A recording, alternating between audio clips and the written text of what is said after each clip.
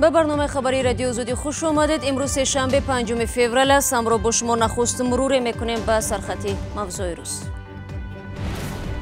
سرگئی لاوروف مشکل مهاجران توجیک را در دوشنبه مطرح کرد، اما حامی مهاجران کرامت شریپوف برای دادخواهی به رادیوی آزادی آمد.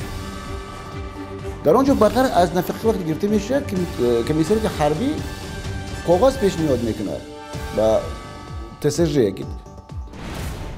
راننده ها باز در ماندند. ترکمنستان دیگر باره برای عبور مرزش به ماشین های بربر تاجیکستان اجازت نمیدهد.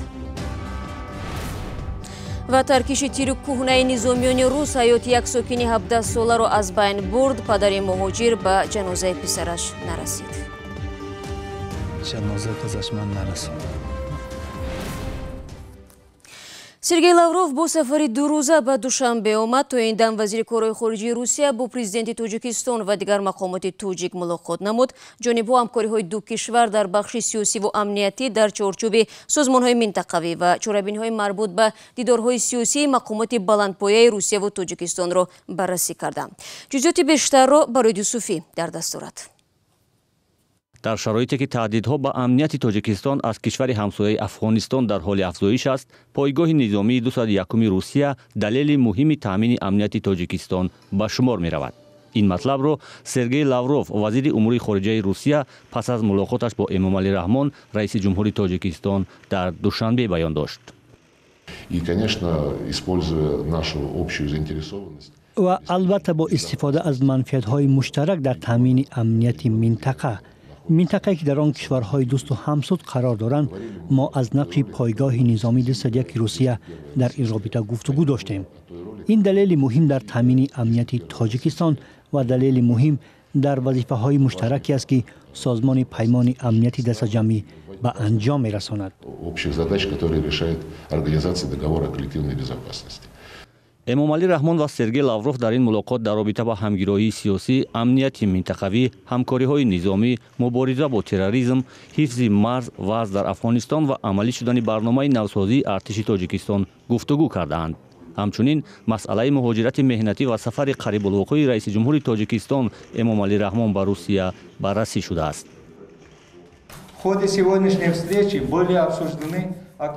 در جریان دیدار امروزه همچنین مسئله های مهم مهاجرت مهنتی مورد بررسی قرار گرفت. از جمله تنظیم بود و باش شهروندان تاجیکستان در قلمرو روسیه، ساده کردن جریان قانونی کردن سندها و اینچنین آماده کردن بسته سندها برای به امضا رسیدن از سوی پرزیدنت های دو کشور در این بخش می باشد.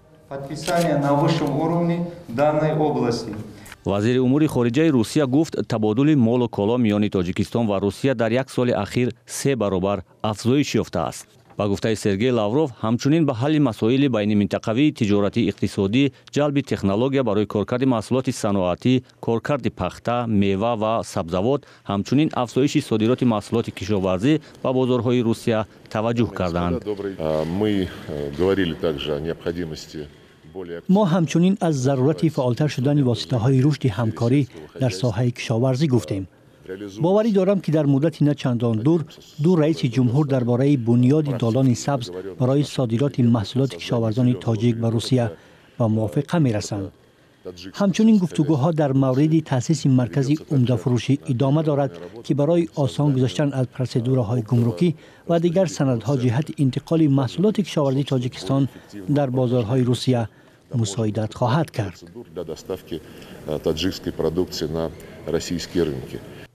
امامعلی رحمان و سرگئی لاوروف در این ملاقات به مسئله ساختمان مکتب‌های روسی و جلب آموزگاران روس به مکتب‌های تاجیکستان نیز دخل کردند. گفته شد که روسیه تصمیم دارد در تاجیکستان 5 مکتب با نظام تعلیم خاص روسی بنیاد کند. تاجیکستان و روسیه شریکان استراتژیکی محسوب می‌شوند و از زمان شوروی در تاجیکستان پایگاه نظامی 201 روسیه وجود دارد. در سال گذشته تاجیکستان و روسیه با مبلغ بیش از 1 میلیارد دلار داد و گرفت کردند. تاجیکستان از روسیه عمدتاً مواد سوخت خریداری کرده و این کشور محصولات کشاورزی صادر می‌کند. گذشته از این، طول چند سال اخیر روسیه کشور عمده میزبان مهاجران کاری تاجیک دانسته می‌شود. همه ساله حدود 1 میلیون شهروندان تاجیکستان در جستجوی کار و معاش مناسب به منطقه‌های مختلف روسیه سفر می‌کنند. احتمالاً یکی از نفرانی که در دوشنبه بیشتر از همه آرزوی ملاقات با سرگئی لاوروف رو داشت کرامت شریپوف است. این فعالی حقوق مهاجران را ماه دکبر سال 2017 از روسیه اخراج کرده. ظاهراً کرامت شریپوف از قبل باور نداشت که به این واخوری راه می‌یابد. از این خاطر برای رساندن مشکلاتش از منبر رادیوی آزادی استفاده کرد. کرامت شریفوف میگوید حکومت روسیه نفقه و امتیازهای دولتیش را که 20 سال باز از آن بهره‌مند بود قطع کرده است. دیروز اولای من با سبیربانک روسیه برای گرفتن نفقه که در دست داوی رساست است روز دوم داده میشود. دیرم شده بود پس از روز دوم داده میشود و با وی گفتن که از 1 ژانویه 2019 نفقه به نام شهری شما منع شده است. سببش تو شما از بین کمیسریت حربی روسیه پرسید. بعدتر ما معلوم کردم فهمیدم که در حقیقت در قرار سودی لوبریتسکی اولین سودی که 2017 گذاشته بود اونو امروز پیشنهاد دادن که این شهروندی کرامت شریپوف گرفته شد. مقامات روس قطع نفقه‌اش را به اخراجش از آن کشور ربط دادند. رئیس جنبش مهاجران کره تاجیک در روسیه میگوید از روی سندهای بین دو کشور در حالت اخراجش هم میتواند نفقه‌اش را دریافت کند. امروز زیادی کارمندان دولت تاجیکستان نفقه گیرن از روسیه. در آنجا بغیر از نفقه وقتی گرفته میشه کمیسریت حربی کاغذ پیشنهاد میکند با TSJ که товарищеский жилищный комплекс با TSJ. در آن حالت پیشنهاد میکند که 50% که بوده نسبت کمونالی اینم برداشته شود. کرامت شریفوف که در ساختارهای نظامی روسیه کار کرده است در 1 سال 1 مرتبه می توانست از استراحتگاه‌های دولتی استفاده کند. همسرش هم حق طبابت و استراحت رایگان را داشته است. کرامت شریفوف می خواهد حق پایمال شده خود را از طریق سازمان‌های بین المللی طلب کند. ما نسبت کمیسیون نزد پرزیدنت با شهروندی مراجعت میکنیم. سپس با کمیته по правам человека اونجا مراجعت میکنیم. رئیس جنبش مهاجران کره تاجیک در روسیه روز 13 دکبر سال 2017 از مسکو به تاجیکستان اخراج شد.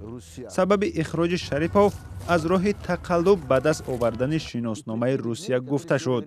روسیه بعد این شهروندی کرامت شریپوف را بیکار کرد و حالا او به گفته خودش یک شخص بدون سند شهروندی است. شریپوف اخراجش از روسیه را کار یک گروه منفعت‌دار دانسته است که حمایت پیوسته او از حقوق مهاجران به آنها نمی‌فورید. شادمان یتیم، میرزا نبی خالقزاد، آزادی دوشنبه. شما برنامه خبری رادیو آزادی را تماشا دارید. شروع از دیروز ترکمنستان مرزش را بر روی ماشین‌های بربری که به سمت تاجیکستان روان بودند بست. رانندگان تاجیک شکایت می‌کنند که در شرایط ناخوبند و نمی‌دانند چرا مرزبانان برای آنها اجازه عبور از سرحد را نمی‌دهند. این ماشین‌ها اساساً مال و محصولات را از ترکیه و ایران می‌آورند و از خاک ایران به ترکمنستان گذشته سپس به تاجیکستان می‌آیند. عبدالله اشورف با تفصیلات بیشتر.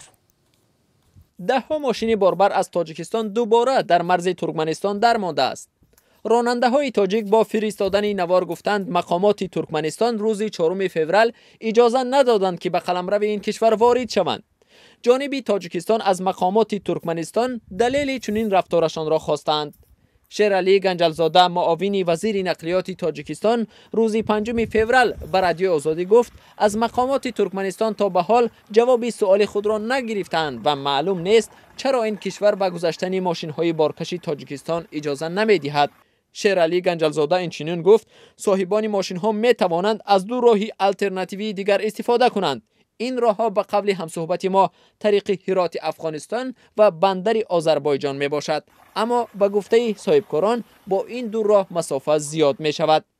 بار اول نیست که ترکمنستان به یگان شهر گذشتن ماشین‌های بارکشی تاجیکستان را از قلمروش منع می‌کند.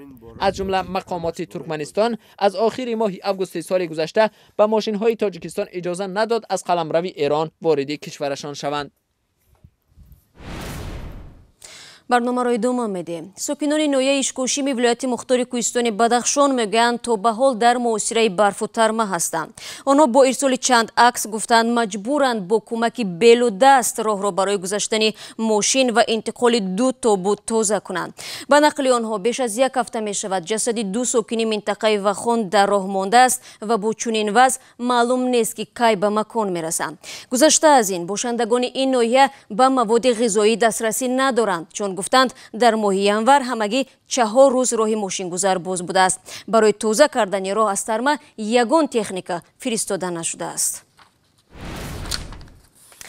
روز 3 فوریه جمعآوری آهنپوره با مرگ یک ساکن 17 ساله دهه قاسم‌آباد نویه رودکی انجامید. سیروجدین رجبов به حدود میدان مشق‌های پایگاه نظامی 201 روسیه در لاهور درآمده تیر کهنه گراناتومیت را با سنگ میزند و آن میترکد. میدان مشق‌ها در 15 کیلومتری شهر دوشنبه واقع بوده. در اطراف آن چندین دهه جای گیرند. ساکنان میگویند در همسایگی با تمرینگاه زیستن آنها را در ترس و هراس نگاه می‌دارد. همکاران ما از تلویزیون نسته شیوریم در این باره گزارش آماده کردند و آن را کیومرسی عطا تقدیم می‌کند. پیوندان و همسایه ها به نزد خانواده رجبوف ها برای اظهار تسلیت می آیند. سیراج‌الدین فرزند این عائله از ترکش تیر کهنه گراناتومیت در مشقگاه پایگاه نظامی 201 روسیه به هلاکت رسید. ساکنان محلی گاه بعد انجام مشق‌های نظامی به این میدان آمده آهنپاره جمع می کنند. پدر سیراج‌الدین نور محمد رجبوف نتوانست در مراسم دفن پسرش اشتراک کند. او در مهاجرت در مسکو بود و زمانی به وطن رسید که سیراج‌الدین را الکی دفن کردند. ساعتی نیم تکم 11 به وقت مسکو شدیم. ساعتی 4:20 تاجیکستان فرودگاه فرمانید. جنازه گذشت یا؟ جنازه گذشت، من نرسوندم. این مرد میگوید پسرش از این پیش برای جمع آوری آهنپاره نمی رفت. فیض محمد عمک سیراج‌الدین میگوید ترکش قوی برادرزادش را پاره کرد. جمع کردیم با یارگی خلق یاردم دادم، جمع کردیم گشتیم. تا زمانی که از روی این حادثه تفتیشات ادامه دارد، پایگاه نظامی 201 روسیه از شرح قضیه خودداری می‌ورزد.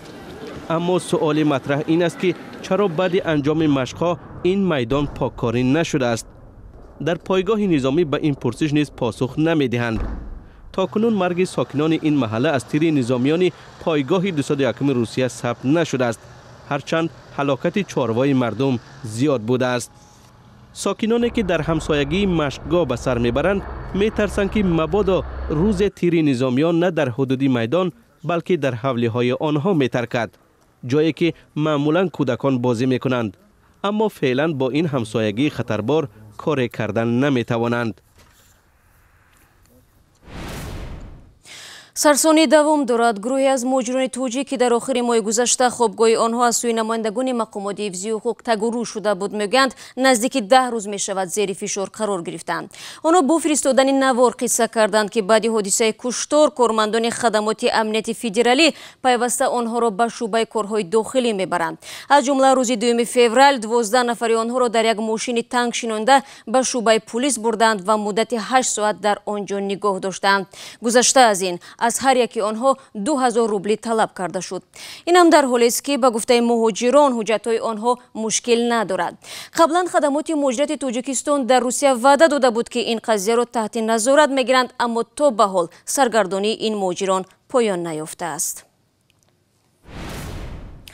و خدایبردی خالق نظر رئیس مرکز تحقیقات استراتژی تاجیکستان و معاون او سیفالله سفرов از مقام خود آزاد شدند.